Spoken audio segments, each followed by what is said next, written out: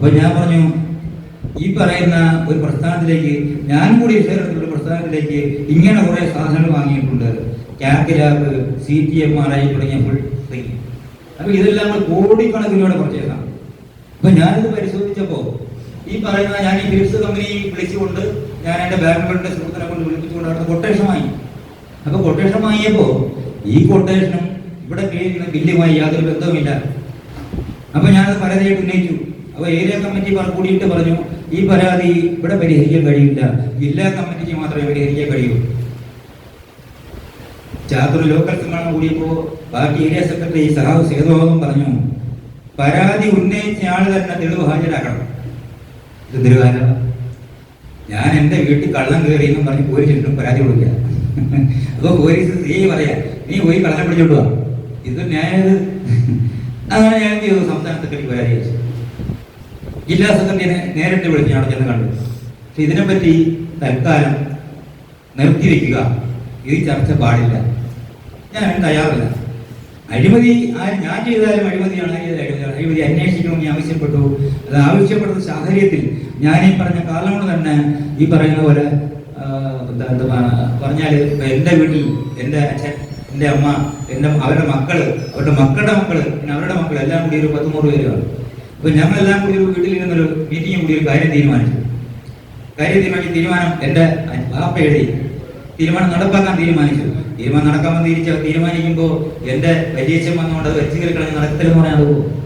അപ്പൊ അത്തരം സംവിധാനത്തിലേക്ക് പോകുന്നൊരു പാർട്ടി സെറ്റപ്പിലേക്ക് എനിക്ക് ഇനി തുടരുവാൻ മാനസികമായി പ്രയാസമുണ്ട്.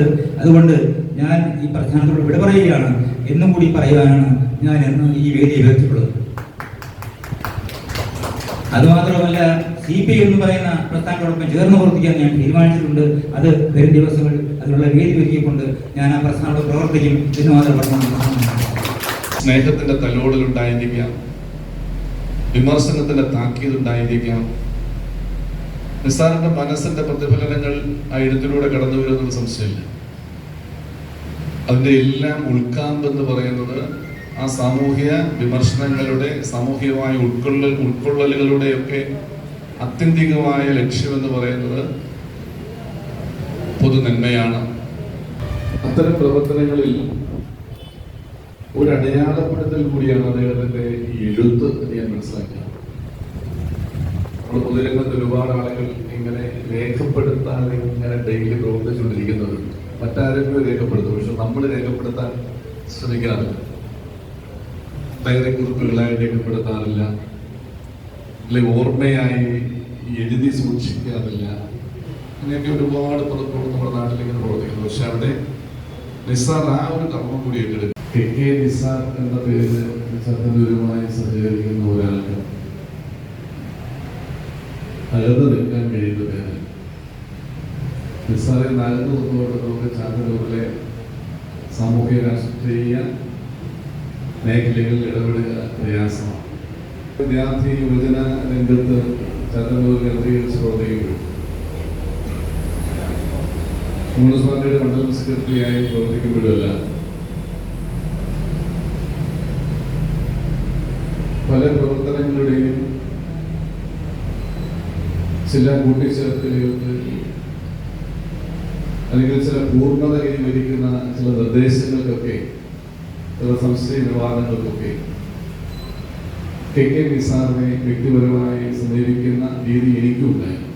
അതുപോലെ ചാത്തന്നൂരിൽ പണി പൂർത്തീകരിച്ച് ഉദ്ഘാടനം നടക്കാതെ പോയിട്ടുള്ള ഗ്രാമകാര്യാലയം അങ്ങനെ തുടങ്ങി ചാത്തന്നൂരിന്റെ വികസന മുന്നെടുപ്പുമായി ബന്ധപ്പെട്ട് ആ വികസനത്തിന്റെ ബന്ധാവിലേക്ക് ചാത്തന്നൂരിന്റെ രാഷ്ട്രീയ സാമൂഹിക മണ്ഡലങ്ങൾ ഉണർന്ന് ചർച്ച ചെയ്യുന്നതിന് വേണ്ടി ഒട്ടേറെ സംരംഭങ്ങൾ ടൗൺ വികസന സമിതി അടക്കം ശ്രീ KK നിസാർ തന്റെ ജീവിതത്തിൽ രാഷ്ട്രീയമായും സാമൂഹികമായും തങ്ങളോടൊപ്പം ചേർന്ന് നിൽക്കുന്ന ആൾക്കാരെ കൂട്ടിച്ചേർത്തുകൊണ്ട് തന്റെ നിലപാടുകൾ ചാത്തന്നൂരിന്റെ പൊതുവികസനത്തിന് വേണ്ടി ഇവിടെ ഉയർത്തിക്കൊണ്ട് വന്നിട്ടുണ്ട്. സ്നേഹനിധികളായ സഹോദരി സഹോദരന്മാർ, ഇതൊരു സമർത്ഥമായൊരു സന്ധ്യയായി ഞാൻ കാണുകയാണ്. ചാത്തന്നൂരിലെ പ്രബുദ്ധമായൊരു സദസ്സാണ്. ഹൃദയപക്ഷ ചിന്ത പേറുന്നവരാണ് ഏറെയും ഇവിടെ സന്നിഹിതരായിരിക്കുന്നവർ എന്ന് ഞാൻ മനസ്സിലാക്കി. എന്നാൽ നിസാർ താക്കീതുമായി നമ്മുടെ മുന്നിലേക്ക് കടന്നു വരും. ഏതൊക്കെയോ മേഖലകളിൽ താൻ അനുഭവിച്ചിട്ടുള്ള വിഷമതകളും വിഫലതകളും ഒക്കെ പ്രതിപാദിച്ചുകൊണ്ട് വരുംകാലത്തിന് ഒരു താക്കീതാണ് ഈ പുസ്തകം എന്ന നിലയിലാണ് നിസാർ തന്റെ ഡയറി കുറിപ്പുകളെ അവതരിപ്പിക്കുന്നത്. നിർഗതനായ ധനികനേക്കാൾ വൃദ്ധയ്ക്ക് റോഡ് മുറിച്ച് കടക്കാൻ കൈപിടിക്കുന്ന നിർധനനാകും നല്ലത്. ഇത് രാഷ്ട്രീയമായ ഒരു താക്കീത് കൂടിയാണ് എന്ന് പറഞ്ഞുകൊണ്ട് ഈ പുസ്തകത്തിന് എല്ലാ ഭാഗവും നേരുകയാണ്. ഈ പുസ്തകം ഏറെ ചർച്ച ചെയ്യപ്പെടട്ടെ എന്ന് ആഗ്രഹിച്ചുകൊണ്ട് ഞാൻ എന്റെ വാക്കുകൾ ചുരുക്കുന്നു. നമ്മുടെ ഈ നോവലിന്റെ PDF ഇന്നലെയാണ് പ്രസാദനത്തിനായിട്ട് പ്രസ്സിൽ ഏൽപ്പിച്ചത്. പക്ഷേ തികച്ചും ദുഃഖകരമായ വാക്കെന്ന് പറഞ്ഞാൽ അവർ പറഞ്ഞു ഇതിന് രാഷ്ട്രീയ വിഷയങ്ങളും മറ്റും നാളെ ഒരു വിവാദത്തിന് ഇടവരും, അതുകൊണ്ട് അവർ അതിൽ നിന്ന് പിന്മാറുകയാണ് ചെയ്തത്. പിന്നീട് നിസാറിക്ക വേറെ എവിടെയോ അതിന്റെ സ്വന്തം കുറച്ച് കോപ്പികൾ മാത്രം, വളരെ കുറച്ച് കോപ്പികൾ മാത്രമാണ് ഇവിടെ എത്തിച്ചിട്ടുള്ളത്. ബാക്കി കോപ്പികൾ ഈ സാങ്കേതിക തടസ്സങ്ങളെല്ലാം നീക്കി 2-3 ദിവസത്തിനകം തന്നെ നിങ്ങളുടെ കൈകളിലെത്തിക്കും. ഇവിടെ പുസ്തകം ആവശ്യമുള്ളവർക്ക് പേരും ഫോൺ നമ്പരും അഡ്രസ്സും എഴുതിയാൽ അവർക്ക് പുസ്തകം എത്തിച്ചു കൊടുക്കുന്നതാണ്. ഞാൻ അറിയുന്ന തെക്കേ നിസാർ സഖാവ് എന്ന് പറയുന്ന നല്ല രീതിയിൽ ചിത്രം വരയ്ക്കുകയും നല്ല കൈപ്പടയിൽ എഴുതുകയും ചെയ്യുന്ന സഖാവ് തെക്കേ നിസാറിന്റെ വർഷങ്ങൾക്ക് മുമ്പേ എനിക്കറിയാം. ചാത്തന്നൂരിന്റെ കർമ്മപദങ്ങളിലെല്ലാം നിറഞ്ഞു നിൽക്കുന്നു. എന്തായാലും നമുക്ക് ചാത്തന്നൂരിന്റെ ഒരു എഴുത്തുകാരനെ കൂടി നമ്മുടെ മേഖലയിലേക്ക് വന്നിരിക്കുകയാണ്. എഴുത്തുകാരുടെ എണ്ണം കൂടുകയും വായനക്കാരുടെ എണ്ണം കുറയുകയും ചെയ്യുന്ന ഒരു പ്രക്രിയയാണ് നടന്നുകൊണ്ടിരിക്കുന്നത് എന്നത് ഒരു സത്യം തന്നെയാണ്. എന്തായാലും നമ്മുടെ ഏകദേശ സാറിനെ പറ്റി ഇവിടെ അറിയാവുന്ന എന്നേക്കാൾ കൂടുതൽ അറിയുന്നവർ ഒരുപാട് കാര്യങ്ങൾ ഇവിടെ അവതരിപ്പിച്ചു കഴിഞ്ഞു, പറഞ്ഞു കഴിഞ്ഞു. അദ്ദേഹത്തെ പറ്റി എല്ലാവർക്കും അറിയാം. ഈ പുസ്തകത്തിന് ഒരു അവതാരിക എഴുതണം എന്നോട് പറഞ്ഞപ്പോൾ ഞാൻ ഞെട്ടിപ്പോയി. കാരണം പുള്ളി കൈവെക്കാത്ത ഒരു മേഖല എന്ന് പറയുന്നത് ഞാൻ വിചാരിച്ചിരുന്നത് എഴുത്തിന്റെ മേഖലയാണ്. പുള്ളി അതിലേക്ക് കടന്നുകൊണ്ടിരിക്കുകയാണ്. അപ്പൊ ഇനി നമുക്ക് തീർച്ചയായും ഒരു നല്ല എഴുത്തുകാരനെ, ഒരു പ്രതിഭയുടെ എഴുത്തുകാരനെ നമുക്ക് പ്രതീക്ഷിക്കാം.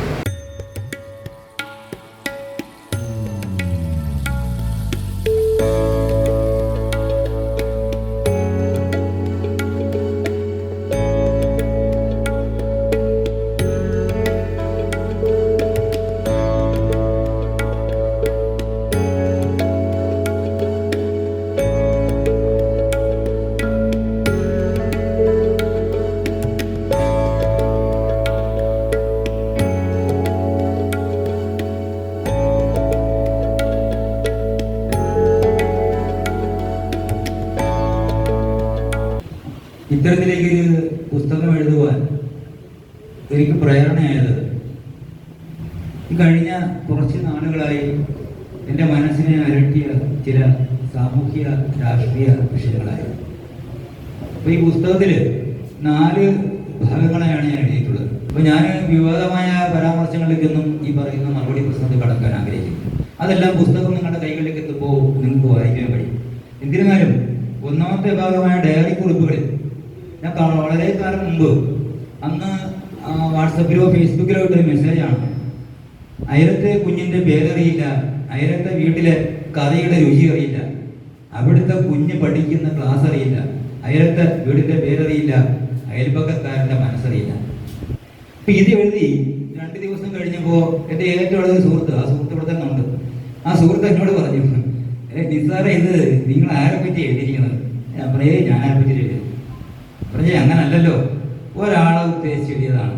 ഞാൻ പറഞ്ഞു ഞാൻ അങ്ങനെ ഉദ്ദേശിച്ചിട്ടേ ഇല്ല. അതിനുശേഷം വരുന്നത് രാഷ്ട്രീയ ജീവിതയാത്രയാണ്.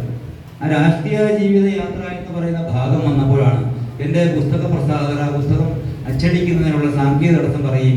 തൽക്കാലം ഒരു 4-5 ദിവസത്തിനകം വെച്ച് ആ പ്രസ്താവന ഒഴിവാക്കി. അദ്ദേഹം ഒരു ബന്ധു കൂടിയായതുകൊണ്ട് എനിക്ക് അദ്ദേഹത്തോടൊന്നും പറയാൻ കഴിയുന്നില്ല.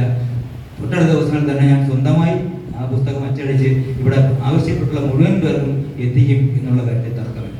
എല്ലാവരും കൂടെ വീട്ടിൽ എന്ന് പറഞ്ഞു, ഇവിടെ റോഡ് വലിയ പ്രശ്നമാണ്, ഇന്നിവിടെ പ്രശ്നമായി, കോഴിപ്പുറം തമ്മിയുമായിട്ട് പോലീസുകാരായിട്ട് ഉന്തും തള്ളമായി, അതുകൊണ്ട് നീ ഇത് ഏറ്റെടുത്തേ പറ്റൂ.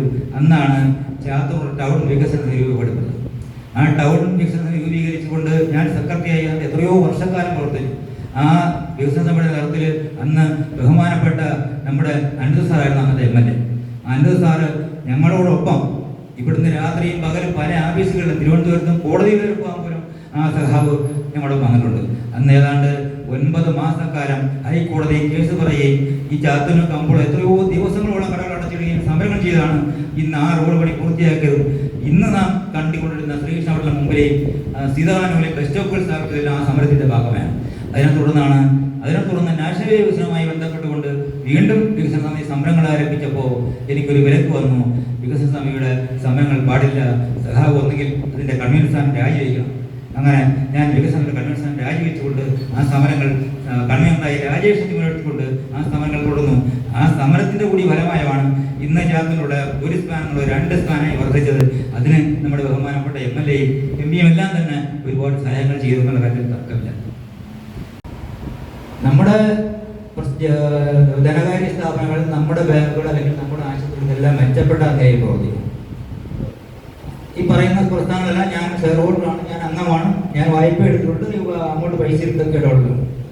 ഇത്തരത്തിലുള്ള സംവിധാനങ്ങൾ ഇപ്പോൾ നല്ല നിലയിൽ വലിയ ഡെപ്പോസിറ്റായി വലിയ പ്രസ്ഥാനങ്ങളായി വളർന്ന് പോയിക്കൊണ്ടിരിക്കുന്ന സ്ഥാപനമാണ്. പക്ഷെ ഒരു സമയത്ത് ആ പ്രസ്ഥാനങ്ങളുണ്ടായ അപജയം, അതിനെപ്പറ്റി ഞാൻ പരാതിപ്പെട്ടു. ഞാൻ പരാതിപ്പെട്ടത് വേറൊന്നുമല്ല, നിസ്സാരമായ കാര്യമാണ്.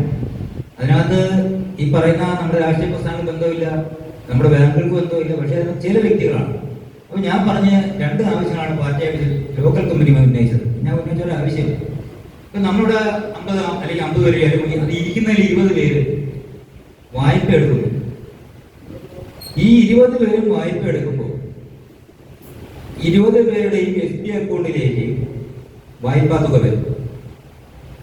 പക്ഷേ ഈ 20 പേരുടെ SB അക്കൗണ്ടിൽ നിന്നും 68, 62 എന്ന് പറയുന്ന ഒരു അക്കൗണ്ടിലേക്ക് 1 ലക്ഷം മുതൽ 10 ലക്ഷം രൂപ വരെ മാറിപ്പോകും. ഇത് അന്വേഷിക്കണം ഞാൻ ആവശ്യപ്പെട്ടു. അപ്പോ പലതവണ ആവശ്യപ്പെട്ടു, അങ്ങനെ ആവശ്യം നിരാകരിക്കപ്പെട്ടു. അന്വേഷണം നടത്താതെ വന്നു. അപ്പൊ സ്വാഭാവികമായിട്ടും എന്നെ പോലെ ഒരാൾ സ്വാഭാവിക ഇഷ്ടപ്പെടാത്ത ഒരാളാണ്. അപ്പൊ ഞാൻ ചെയ്തു, ഏരിയ കമ്മിറ്റിക്ക് പരാതി കൊടുത്തു, ജില്ലാ കമ്മിറ്റിക്ക് പരാതി കൊടുത്തു, സംസ്ഥാന സെക്രട്ടറിക്ക് പരാതി കൊടുത്തു. അതിനുശേഷം അതേ രീതിയിൽ തന്നെ ഞാൻ വിളിച്ച 2ാമത്തെ വിഷയം, ഞാനൊരു ഫിലിപ്സിന്റെ ഫ്രിഡ്ജും ടിവിയും മേടിക്കും. ഞാനൊരു ഫിലിപ്സിന്റെ ഫ്രിഡ്ജും ടിവിയും മേടിച്ചാൽ സ്വാഭാവികമായിട്ട് എനിക്ക് ബില്ല് കിട്ടും. ഞാൻ മേടിക്കുന്ന എൻ്റെ ഒരു ബാങ്ക്, ഞാൻ തന്നെ രൂപീകരിച്ച വ്യാപാരി വ്യവസായത്തോടെ ജില്ലാ സെക്രട്ടറി ആയ കാലത്ത് ഞാൻ രൂപീകരിച്ച കൊല്ലം മർക്കന്റൈൽ കോപ്പറേറ്റീവ് ബാങ്ക് ഒരിട്ടം ഞാൻ പ്രസിഡന്റ് ആയിരുന്നു. ഞാനിപ്പോഴും എൻ്റെ ഭാരവാഹിയാണ്. ആ പ്രസിഡന്റ് കാലത്ത് ഞാൻ അവിടത്തേക്ക് ഒരു 2 സ്ഥാനമായി. ഉദാഹരണം പറയാൻ, നമ്മുടെ വീട് അല്ലെങ്കിൽ ഒരു സ്ഥാപനത്തിലേക്ക്, നമ്മുടെ ക്ലബിലേക്ക് ഒരു ഫിലിപ്സിന്റെ ഫ്രിഡ്ജും ടിവിയുമായി. അപ്പോൾ ഫിലിപ്സിന്റെ ഫ്രിഡ്ജും ടിവിയും വാങ്ങിയാൽ അതിന് വിലയുണ്ട്, അതിന് ബില്ലുണ്ട്. ഇത് മാത്രമല്ല, കാലം എത്രയോ മാറിപ്പോയി. കാലം മാറിപ്പോയപ്പോൾ ആ മോഡൽ നമ്പർ വെച്ച് ഫിലിപ്സിന്റെ ഫ്രിഡ്ജിന്റെയും വില അറിയാൻ ഈ രാജ്യത്ത് ഏതൊരു കൊച്ചു കുഞ്ഞും അറിയാം. ഗൂഗിളിൽ സെർച്ച് ചെയ്ത പോലെ, ഗൂഗിളിൽ സെർച്ച് ചെയ്താൽ ഇത്ര നമ്പർ ഫ്രിഡ്ജിന്റെ വില അറിയാം, ഇന്ന നമ്പർ ടിവിയുടെ വില അറിയാം. അപ്പൊ ഞാൻ പറഞ്ഞു, ഈ പറയുന്ന ഒരു പ്രസ്ഥാനത്തിലേക്ക്, ഞാൻ കൂടി ഒരു പ്രസ്ഥാനത്തിലേക്ക് ഇങ്ങനെ കുറെ സാധനങ്ങൾ വാങ്ങിയിട്ടുണ്ട്. കാൽക്കുലാബ്, CTMRI തുടങ്ങിയ ഫുൾ തിങ്. അപ്പൊ ഇതെല്ലാം നമ്മൾ കോടിക്കണക്കിനോടെ പർച്ചേസാണ്. അപ്പൊ ഞാനിത് പരിശോധിച്ചപ്പോ ഈ പറയുന്ന, ഞാൻ ഈ ഫിലിപ്സ് കമ്പനി വിളിച്ചുകൊണ്ട് ഞാൻ എൻ്റെ ബാങ്കുകളുടെ സുഹൃത്തിനെ കൊണ്ട് വിളിപ്പിച്ചുകൊണ്ട് അവിടുത്തെ കൊട്ടേഷൻ വാങ്ങി. അപ്പൊ കൊട്ടേഷൻ വാങ്ങിയപ്പോ ഈ കൊട്ടേഷനും ഇവിടെ കഴിയുന്ന ബില്ലുമായി യാതൊരു ബന്ധവുമില്ല. അപ്പൊ ഞാനത് പരാതിയായിട്ട് ഉന്നയിച്ചു. അപ്പൊ ഏരിയ കമ്മിറ്റി കൂടിയിട്ട് പറഞ്ഞു, ഈ പരാതി ഇവിടെ പരിഹരിക്കാൻ കഴിയില്ല, ജില്ലാ കമ്മിറ്റിക്ക് മാത്രമേ പരിഹരിക്കാൻ കഴിയൂ. ചാത്തൂർ ലോക്കൽ സമ്മേളനം കൂടിയപ്പോൾ പാർട്ടി ഏരിയ സെക്രട്ടറി സഹാവ് സേതുബാബു പറഞ്ഞു, പരാതി ഉന്നയിച്ച ആൾ തന്നെ തെളിവ് ഹാജരാക്കണം. ഇത് തിരുവാല, ഞാൻ എൻ്റെ വീട്ടിൽ കള്ളം കയറി എന്നും പറഞ്ഞ് പോലീസിട്ടും പരാതി കൊടുക്കുക.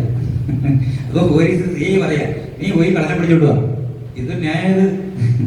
അങ്ങനെ ഞാൻ എന്ത് ചെയ്തു, സംസ്ഥാന സെക്രട്ടറി പരാതി വെച്ചു. ജില്ലാ സെക്രട്ടറിയെ നേരിട്ട് വിളിച്ച് ഞാൻ അവിടെ ചെന്ന് കണ്ടു. പക്ഷെ ഇതിനെപ്പറ്റി തൽക്കാലം നിർത്തിവെക്കുക, ഇത് ചർച്ച പാടില്ല, ഞാൻ തയ്യാറില്ല. അഴിമതി ഞാൻ ചെയ്താലും അഴിമതിയാണ്, അഴിമതി അന്വേഷിക്കണമെന്ന് ആവശ്യപ്പെട്ടു. അത് ആവശ്യപ്പെടുന്ന സാഹചര്യത്തിൽ ഞാൻ ഈ പറഞ്ഞ കാലം കൊണ്ട് തന്നെ ഈ പറയുന്ന പോലെ പറഞ്ഞാൽ എൻ്റെ വീട്ടിൽ എൻ്റെ അച്ഛൻ, എൻ്റെ അമ്മ, അവരുടെ മക്കള്, അവരുടെ മക്കളുടെ മക്കള്, പിന്നെ അവരുടെ മക്കൾ എല്ലാം കൂടി ഒരു 100-100 പേരുമാണ്. അപ്പൊ ഞങ്ങളെല്ലാം കൂടി ഒരു വീട്ടിലിരുന്നൊരു മീറ്റിംഗ് കൂടി ഒരു കാര്യം തീരുമാനിച്ചു. തീരുമാനം എൻ്റെ ബാപ്പയുടെ തീരുമാനം നടപ്പാക്കാൻ തീരുമാനിച്ചു. തീരുമാനം നടക്കാമെന്ന് തീരുമാനിക്കുമ്പോൾ എൻ്റെ വലിയച്ഛൻ വന്നുകൊണ്ട് അത് വെച്ച് കേൾക്കണം, നടക്കത്തില്ലെന്ന് പറയാൻ പോകും. അപ്പൊ അത്തരം സംവിധാനത്തിലേക്ക് പോകുന്നൊരു പാർട്ടി സെറ്റപ്പിലേക്ക് എനിക്ക് ഇനി തുടരുവാൻ മാനസികമായി പ്രയാസമുണ്ട്. അതുകൊണ്ട് ഞാൻ ഈ പ്രസ്ഥാനത്തോട് വിട പറയുകയാണ് എന്നും കൂടി പറയുവാനാണ് ഞാൻ എന്ന് ഈ വേദി ഉപയോഗിച്ചിട്ടുള്ളത്. അതുമാത്രമല്ല, CPI എന്ന് പറയുന്ന പ്രസ്ഥാനത്തോടൊപ്പം ചേർന്ന് പ്രവർത്തിക്കാൻ ഞാൻ തീരുമാനിച്ചിട്ടുണ്ട്. അത് വരും ദിവസങ്ങൾ അതിനുള്ള വേദി ഒരുക്കിക്കൊണ്ട് ഞാൻ ആ പ്രസ്ഥാനത്തോട് പ്രവർത്തിക്കും എന്ന് മാത്രം പറഞ്ഞു.